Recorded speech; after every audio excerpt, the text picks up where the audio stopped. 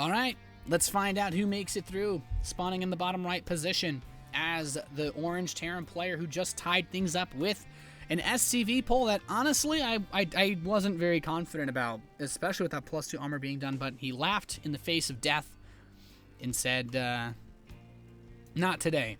It is Journey. Playing against this gentleman in the northwest position. It is Zest. You know, for some reason, immediately KT Rolster came to mind. But as it is 5 a.m., it's hard to get myself to pull all of the details up on these players immediately. Haven't watched, I mean, it's been so long since there's Pro League, you really don't see too many of these guys around lately. But he opened up with a very aggressive 2-base Blink Stalker attack on map number 1. Was able to take that early lead, and then we saw on map number 2 him pretty much just secure a nice early advantage. Killed 37 SCVs, but the Widowmine play from Journey was able to bring it back. Now they're playing on a much smaller map. Belcher Vestige, and Journey's going to open up Reaper once more. Fast barracks, well, normal barracks into a fast gas, and the Probe Scout after the gateway, which is, you know, not bad. There's the gas. A little bit later. Usually we get at 14 supply. I'm wondering if that means he'll take a fast second gas, or if he just wants to play economically this game. Maybe he's saying that the map is smaller, but he still wants to have the option to do some sort of 2-base play. Or at the very least, maybe even do something crazy like a fast third. But the SCV Scout now being sent. Wants to get some info, get the deets. Nothing there. It's funny that Zest actually is scouted, and he sees the barracks, but he never checks for the gas. He doesn't care about the gas. He's not worried about it. He just wants to make sure he's not getting proxied, or that it's not a command center first that he can harass an SCV with. So let's see what he does next. The SCV is going to cross over. Obviously, he wants to delay an expansion. Probes are being chrono boosted out. The Zealots on the way, cybernetic scores coming in at the same time. Is Journey going to block this? I mean, he can block the Nexus from being placed down with the SCV, which is nice because he can force the Zealot to get completed. He could Engineering Bay block it with the Zealot on the way. Engineering Bay block isn't really going to do too much, so he will be forced to finish that Zealot as the Reaper is also traversing its way across the field now. Command Center is coming in, though, on the high ground. I love how he plays this, plays it very close to his chest. We see just one SCV now mining the gas. He wants to get a little bit more mineral income. And the SCV is still dancing. SCV is dancing like a fool. Stalker is coming out. Mothership Core is complete. He's trying to micro versus this Zealot. We actually saw him do a lot of damage to the Zealot on Yansu, but he was not able to get that kill. He would love to deny this Nexus a little bit longer. It doesn't look like he'll be able to, though. Doing everything he can, but that Mothership Core is just like, nope, back off, Sonny. It's not happening. Mothership Core, look at the vision radius on this bad boy. He sees so much. It's actually crazy, really, to think about just how much vision the Mothership Core gives you as far as defending early attacks go. It's like it's basically got as much vision range as like a siege tank, as attack range. And the Reaper will come in. He already knows about the Nexus, but he might try to run into the back and see if there's any tech here. Obviously, Zest went for the very aggressive 5 gateway Sentry timing on Whirlwind that crippled him. But Marines are going after these rocks. They don't like the tile in the natural expansion. They'd rather have, linoleum or something along those lines. So that gets destroyed. Robotics facility is on the way for Zest. In Journey, he's actually just doing that standard setup. He's pumping out the Marines. We could see that innovation timing again where he just gets the Marauder and tries to poke. Zest actually dealt really well with that, but this Reaper will get into the main base and confirm that this is not the same scary situation. Robo Forge is such a cookie cutter opener from Protoss. It gives a little bit of flexibility as far as the follow-up builds go, but it also dismisses a lot of aggressive potential. That Reaper will be eliminated by the Mothership Core. But all in all, still, pretty nice setup for Journey. He has to be feeling a lot more comfortable than he did on game number 1, where when he went for the same build, he got smacked down by that aggressive blink play. And he is going to be out with the Marines and the Marauders. But the coolest thing about the way that Zest opens up, and I just want to make sure for any of you Protoss players that are watching, oftentimes innovation, other players like Tasia can force photon overcharges with a very fast Marine Marauder poke. And it's just actually become very popular in the Terran versus Protoss metagame to just keep the photon overcharge energy low. But This 3 Stalker, 1 Zealot opening is actually enough to shove this back without using the Photon Overcharge, especially with the threat of Time Warp blocking you in. So I just want to say I really appreciate the way that Zest is kind of adapted to the standard metagame, and it allows him to just be greedier with the Mothership Core. It allows him to say, well, I don't actually need to use the Photon Overcharge early on to hold your aggression. So just a little tip of the hat to Zest as Journey now takes the gas in his natural. 1 gas geyser. Robo Bay coming in about as quickly as you please, to be honest. It's not the fastest one humanly possible, but it certainly has the potential to catch Journey off guard. If he opens up 6 or so medevacs like we saw on was it game number 1? I'm not sure. Then there is that potential there, but let's see just what he can do here. He's coming down. He has actually decided not to poke his opponent. He decided to keep everything at home. He recognizes there's not much opportunity to be aggressive. There's the Twilight Council being added on. 3 more gates.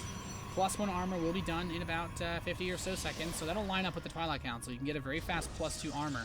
And I'm wondering what this means for the game, because now he's moving up to 6 gateways. If he goes beyond 6, that's where we start to worry about actual, aggressive tendencies. 6 gates is actually enough off 2 bases. It's the most you can support, but there is the potential that if he adds on another one, it means super aggression. And he does have Stim. Can he grab a few units for free here? Let's find out. He's going to step up. Where's the Photon Overcharge? Nothing just yet. There he goes. He baits it out. Now he backs off. There's still another Photon Overcharge available. The Mothership Core will immediately begin to accrue energy once again. And with the Colossus and the Blink on the way, this could actually just be a really big, maybe +1 attack, +1 armor timing, where he pushes with the Colossi that have Rage, maybe 2 or so, and just goes for a mega attack.